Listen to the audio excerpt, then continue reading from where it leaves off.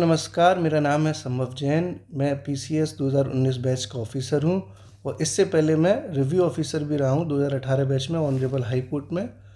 RO की post पर मैंने 2 साल काम किया है। आरओ एक बेहद शानदार जॉब है और ये वीडियो बनाने का जो मेरा मकसद है वो ये है कि आप लोग जो आरओ की तैयारी कर रहे हैं, जिसका एग्ज़ाम 27 जुलाई को है, उसमें आप कैसे बेहतर अंक प्राप्त कर सकें, अपना स्थान सुनिश्चित कर सकें फाइनल लिस्ट में।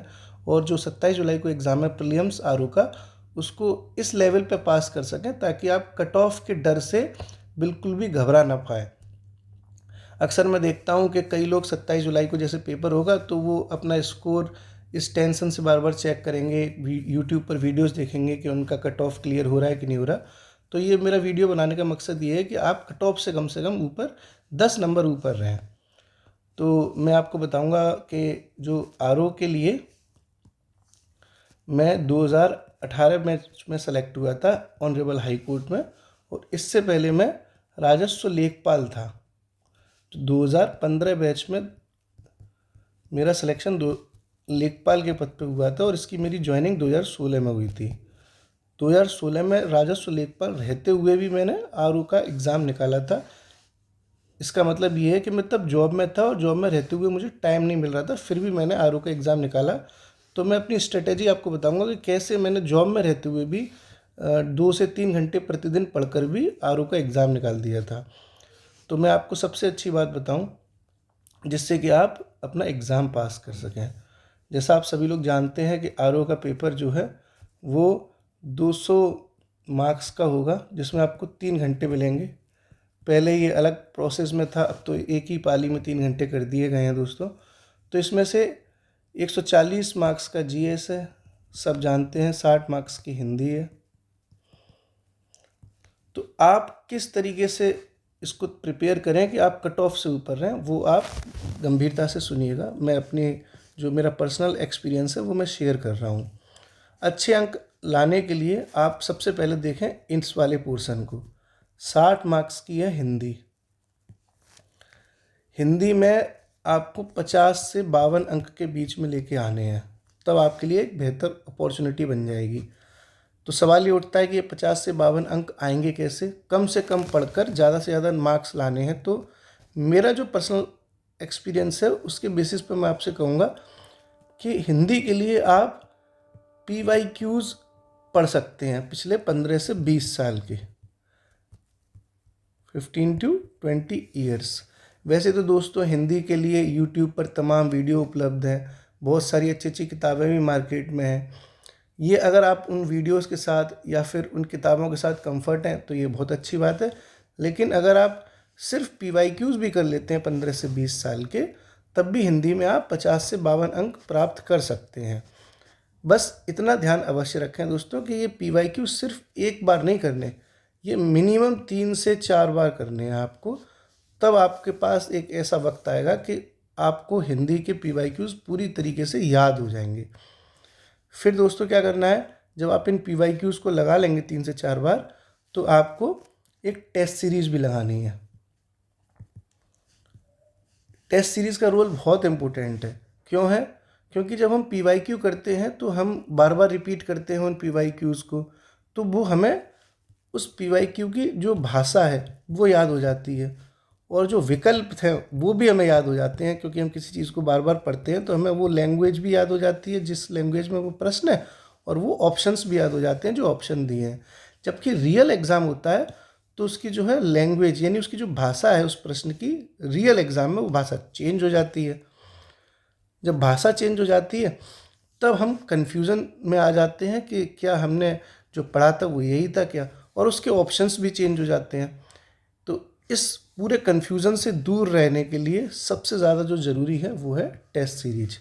हर संडे आप टेस्ट सीरीज लगाएं, और टेस्ट सीरीज लगाएं आप दोस्तों ऑफलाइन। जो लोग इलाहाबाद, दिल्ली, लखनऊ या किसी बड़े शहर में रह रहे हैं जहाँ ऑफलाइन सेंटर्स हैं, वहाँ ऑफलाइन टेस्ट सीरीज लगा सकते हैं। मैं किसी भी इंस्टीट्यूट को रिकमेंड नहीं करूँगा, आपके पास जो भी इंस्टीट्यूट आपको पसंद है आप उसकी टेस्ट सीरीज लगा सकते हैं। और दोस्तों जो लोग थोड़ा बड़े शहर से दूर हैं या छोटे शहर में रह रहे हैं या गांव देहात में रह रहे हैं, वो ऑनलाइन टेस्ट सीरीज भी ले सकते हैं। बस थोड़ा ध्यान रखें कि अगर पॉसिबल हो सके तो आप उस टेस्ट की प्रिंट आउट निकलवा लें। उस प्रिंट आउट को निकलवा कर ईमानदारी से अपनी लाइब्रेरी में बैठकर या अपने रूम में बैठकर आप उस टेस्ट सीरीज़ को सॉल्व करें और कोशिश करें कि आप किसी भी प्रकार की बेईमानी ना करें। आप जब आप अपने रूम में बैठ के टेस्ट दें, ईमानदारी बहुत ज़रूरी है दोस्तों, क्योंकि आप अगर ईमानदारी दिखाएंगे तो रियल एग्ज़ाम में आपको फ़ायदा होगा। यहाँ अगर आप मेहनत करेंगे तो 60 में से आपके 50 से 52 अंक के बीच में नेट्स आएंगे, ये मेरी बात की गारंटी है। यहाँ अगर आपके 50 से 52 आ गए तो आपके पास जो जीएस का 140 मार्क्स का पोर्शन है वहाँ बहुत रिलीफ हो जाएगा। ये 50 के बाद अब हम बात करते हैं जनरल स्टडीज़ की। जनरल स्टडीज़ में आपको 140 मार्क्स का पोर्शन है। हिंदी में आप 50 से 52 अंक ला चुके हैं। अगर आप मान के चलिए दोस्तों, अगर इन 140 में से 80 अंक ले आए और हिंदी में आप 50 ले आए तो ये टोटल हो जाता है 130। 130 स्कोर 200 में से एक ठीक स्कोर माना जा सकता है। 140 में से 60 कोई बड़ी बात भी नहीं है। 60 140 में से 80 कोई बड़ी बात भी नहीं है कि आप ला ना सकें। तो 80 और 50 मिला के 130 हो जाएगा। 130 एक बहुत अच्छा स्कोर है, बुरा स्कोर नहीं है। जिस लेवल पर इस साल 2024 का पीसीएस का पेपर आया, जिस लेवल पर 11 फरवरी को आरओ का पेपर आया था जो कैंसिल हो गया, उस लेवल पर देखा जाए तो 130 एक अच्छा स्कोर है। लेकिन दोस्तों अगर मान के चलिए 140 में से आपके 80 की जगह 90 मार्क्स आ जाते हैं और हिंदी के जो ये 50 मार्क्स अगर ऐड कर दिए जाएं तो आपका मार्क्स बन जाता है 140। 140 मार्क्स पे दोस्तों दुनिया में किसी की ताकत नहीं है कि आपका प्रीलिम्स फेल कर सके। ये एक ऐसा स्कोर है 140, जहां आपको पेपर देने के बाद यूट्यूब पर ये सर्च ही नहीं करना पड़ेगा कि कट ऑफ कितनी जाएगी। आप कट ऑफ से बहुत ऊपर जा चुके हैं 140 मार्क्स लाकर। 140 मार्क्स लाने के बाद एकदम आप सुपर सेफ सिचुएशन में होंगे और 27 जुलाई की शाम को ही आप जब अपने मिला लेंगे कि आपके 140 के लगभग आ रहे हैं तो आप 28 जुलाई से यानी पेपर के अगले दिन ही मेंस के लिए लग जाएंगे बिना किसी टेंशन के। अगर आपके 140 से कम रहेंगे, 135 से कम रहेंगे तो आपको एक टेंशन सी रहेगी जब तक रिजल्ट नहीं आएगा 1 महीने तक कि मेरा हो पाएगा या नहीं हो पाएगा, और आप अपना 1 से 1.5 महीना इस टेंशन में ख़राब कर देंगे और मेंस की प्रिपरेशन पे उसका सीधा सीधा फ़र्क पड़ेगा। अब दोस्तों एक बड़ी बात ये बनती है कि 140 में से 90 अंक जीएस में आएंगे कैसे, ये बड़ी सवाल है। और मैंने अपनी जॉब में रहते हुए जो आरओ का एग्ज़ाम क्वालिफाई किया था वो उसमें मैंने जीएस का बहुत बड़ा रोल था। हिंदी का तो था ही, लेकिन जीएस में मेरे बहुत अच्छे मार्क्स थे। तो मैंने कैसे प्रिपरेशन की वो मैं ज़रूर बताऊंगा आपको, और कैसे हम ये 90 मार्क्स से भी ज़्यादा ला सकते हैं।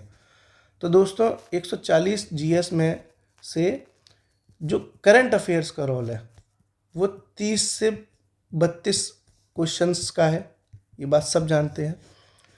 30 से 32 क्वेश्चन की जो करंट अफेयर्स है वो आपको एक्स्ट्रा एडवांटेज दिला देगी 90 क्वेश्चन सही करने में। और जो करंट अफेयर्स का जो लेवल है दोस्तों वो आप देख रहे हैं कि जो इस साल पीसीएस का पेपर आया था 2024 का, उसमें करंट अफेयर्स ऐसी आई थी कि करंट अफेयर्स के पढ़ाने वाले टीचर्स को भी करंट लग गया था। इस लेवल पर वो करंट आई थी। और जो 11 फरवरी को आरओ का पेपर हुआ था उसमें भी दोस्तों करंट अफेयर्स ऐसी आई थी कि सबको करंट लग गया था। तो यहाँ ध्यान देने वाली बात यह है कि आपको पिछले 8-9 महीने का विशेष करंट अफेयर्स पढ़ना है। मैं बस इतना कहना चाहूँगा कि करंट अफेयर्स जो आई थी वो करंट इसलिए लग गया था लोगों को क्योंकि उसका जो है वो पैटर्न चेंज हो गया था। ऐसा नहीं कि क्वेश्चन टफ आए थे, क्वेश्चन सिंपल थे। क्वेश्चन तो करंट अफेयर्स के वही होंगे जो घटनाएं घटी हैं पिछले 8-9-10 महीने में, बस उसके पैटर्न चेंज कर दिया। उस पैटर्न के लिए बच्चे प्रिपेयर नहीं थे और करंट अफेयर्स में वो एक तरह से ढेर हो गए।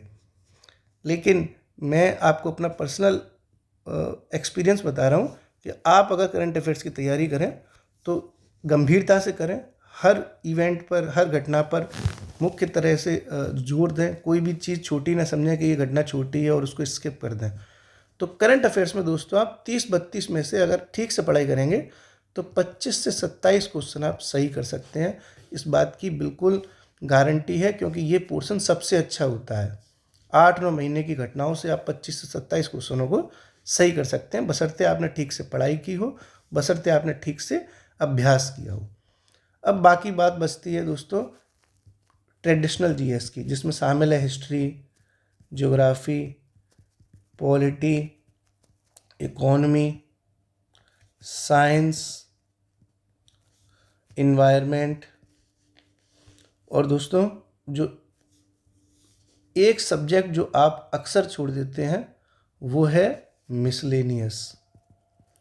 इससे भी दोस्तों हर साल 8 से 10 क्वेश्चन आते हैं और इस पोर्शन को 90% बच्चे कवर नहीं करते और यहाँ वो अपने 8 से 10 क्वेश्चनों में तुक्का मार के आते हैं और जहाँ उनकी रिस्क बढ़ जाती है, अगर गलत हो जाता है तो नेगेटिव मार्किंग का उनको खतरा झेलना पड़ता है। मैंने अपनी जितने भी एग्ज़ाम पास किए, मैंने 4 सरकारी नौकरी ली और मैंने मिसलेनियस को कभी भी इग्नोर नहीं किया। तो ये भी आपको पढ़ाई करनी है, कैसे करनी है मैं बताऊंगा। और एक सब्जेक्ट और है दोस्तों जिसके दर्शन बहुत दुर्लभ हो चुके हैं आजकल, और वो है हमारा यूपी स्पेशल। अब दर्शन भले ही दुर्लभ हो गए हों इनके, लेकिन फिर भी क्योंकि ये सिलेबस में शामिल है तो पढ़ना तो है ही। तो अब दोस्तों ये बचता है कि ये कैसे कवर किया जाए। अब मैं आपको बता दूं, जितना मैंने एक्सपीरियंस किया, मैं पिछले 1 सवा साल से और ज़्यादा पढ़ाई पर देख रहा हूँ अपने दोस्तों के साथ, कोचिंग्स में, लाइब्रेरी में, कि लोग आरओ हो या पीसीएस हो, घटना चक्र को प्राथमिकता पर लेके पढ़ाई करते हैं। ये किताब बहुत अच्छी है, बिल्कुल भी मैं इस किताब का विरोध नहीं कर रहा, लेकिन एक दिक्कत क्या है बच्चों में कि वो जैसे ही पढ़ाई स्टार्ट करेंगे घटना चक्र लेके ही शुरू कर देते हैं। जबकि रियलिटी क्या है कि सबसे पहले आपको दोस्तों बेसिक बुक पढ़नी चाहिए। इस बेसिक बुक से आपको नॉलेज मिले, उस नॉलेज को चेक करने के लिए आप घटना चक्र को पढ़ें। घटना चक्र एक प्रैक्टिस बुक है, यहाँ से आप अभ्यास कर सकते हैं, क्योंकि इसमें पिछले सालों में आए हुए प्रश्न पत्रों का, क्वेश्चंस का, PYQs का समराइज तरीके से कंसाइज किया गया मैटर है। जबकि बेसिक बुक आपको बताएगी रियल फैक्ट्स, किसी भी टॉपिक के बारे में सारे A to Z जो उसके टॉपिक होते हैं वो कवर करेगी आपकी बेसिक बुक। घटना चक्र आपकी तैयारी को ग्रूम कर देगी। लोग क्या करते हैं, सिर्फ घटना चक्र पे निर्भर रहते हैं, जिससे फिर उनका जो है बाद में सिलेक्शन नहीं होता, तो फिर बेचारे वो लोग इस घटना चक्र को दोष देते हैं। अभी हाल ही में 2024 का पेपर हुआ, जैसे ही पेपर हुआ वैसे ही लोग वीडियोस में कहने लगे, मार्केट में कहने लगे कि घटना चक्र का ज़माना चला गया। मेरा अपना मानना ये है कि घटना चक्र का ज़माना कभी नहीं जाएगा, बशर्ते एक बात याद रखें कि घटना चक्र से तभी होगा जब आपने बेसिक भी पढ़ा हो, सिर्फ घटना चक्र से नहीं होगा। और दोस्तों मैं ये भी कहूँगा कि अगर घटना चक्र नहीं पढ़ी है तब भी आपका सिलेक्शन होना बहुत मुश्किल है।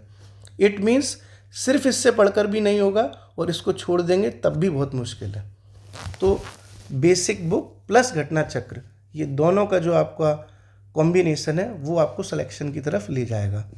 तो अब बात करेंगे दोस्तों बेसिक बुक। तो ये बेसिक बुक क्या होती हैं, ये बुक आपको कौन सी पढ़नी है। ये एक गंभीर विवादास्पद विषय है कि बेसिक बुक में क्या पढ़ा जाए। लोग कहते हैं एनसीईआरटी पढ़ो, कोई लोग कहता है, जैसे मैं उदाहरण के लिए बता दूं कि एम लक्ष्मीकांत साहब का आपने नाम सुना होगा, पॉलिटी के लिए इससे ज़्यादा बेसिक बुक कोई नहीं है। इसको पॉलिटी का बाइबल कहा जाता है दोस्तों। तो मैं अपना पर्सनल ओपिनियन बता रहा हूँ, मेरा पर्सनल एक्सपीरियंस है। मैंने आज तक एम लक्ष्मीकांत बुक को अंदर से कभी देखा ही नहीं है। मैंने बाहर से इस किताब को देखा है, मेरे कई दोस्तों पे उनकी टेबल पे ये बुक सजी हुई रखी रहती है, और मैं इस बुक को बाहर से ही देख के घबरा जाता हूँ कि 800 से 900 पेज की बुक मैं क्यों पढूं। पॉलिटी के 20 से 25 क्वेश्चन आएंगे, उसके लिए मैं 800-900 पेज पढ़ूंगा, तब तो मेरा काम होगा ही नहीं। किसी कीमत पर मैं इस बुक को 1 बार 2 बार पढ़ के रिवाइज ही नहीं कर पाऊंगा। सारा टाइम इतनी ही बुक में, इसी टॉपिक में चला जाएगा, टाइम तो लिमिटेड है। तो इट मीन्स बेसिक बुक वो हो दोस्तों जिनका कंटेंट छोटा हो, जिनमें 200 से 300 पेज, 200 से 300 भी नहीं, 150 से 200 पेजेस हों बस, जिनमें मात्र दोस्तों 150 से 200 पेज होनी चाहिए एक बुक में मैक्सिमम, जिससे कि आप मैक्सिमम टाइम बार उस बुक का रिवीजन कर सकें। जितनी छोटी बुक होगी आप जल्दी कवर कर लेंगे, आप बार बार उस किताब का रिवीजन कर लेंगे। तो यहाँ अगर आप अच्छा बेसिक बुक पढ़ के घटना चक्र पढ़ रहे हैं और हर संडे आप टेस्ट सीरीज लगा रहे हैं, इतनी प्रैक्टिस आप कर रहे हैं, it means basic book plus घटना चक्र का आपने प्रैक्टिस कर लिया। इसके अलावा आपने हर संडे ईमानदारी से टेस्ट सीरीज लगाई है और करंट अफेयर्स आप अगर डेली रूटीन पर कवर कर रहे हैं, दुनिया में किसी की ताकत नहीं है कि आप 140 मार्क्स से कम लेकर आएंगे, और इतना तो सुपर सेफ स्कोर है। अब ये सवाल मैंने बार बार खड़ा कर रहा हूँ कि बेसिक बुक क्या है, तो दोस्तों इसके लिए मैं आपको एक अलग से वीडियो बनाऊंगा कि मैंने कौन सी बेसिक बुक पढ़ी। अलग से मैं इसके लिए वीडियो बना दूंगा कि मैंने जो है वो कौन सी बेसिक बुक पढ़ी है, जिससे कि आप मेरे एक्सपीरियंस से भी अपने लिए लाभ ले सकें, अपनी तैयारी को और ज़्यादा ग्रूम कर सकें, बूम कर सकें। फ़िलहाल आप ये समझ गए होंगे कि पढ़ाई किस तरीके से करनी है और कैसे हम 140 से ज़्यादा मार्क्स ला सकते हैं। अगर आपका कोई क्वेरी है तो आप कमेंट बॉक्स में लिख सकते हैं, मैं उनको पढ़कर उसके अकॉर्डिंग रिप्लाई करने की कोशिश करूँगा। Thank you so much. जल्दी मिलते हैं दोस्तों, शुक्रिया।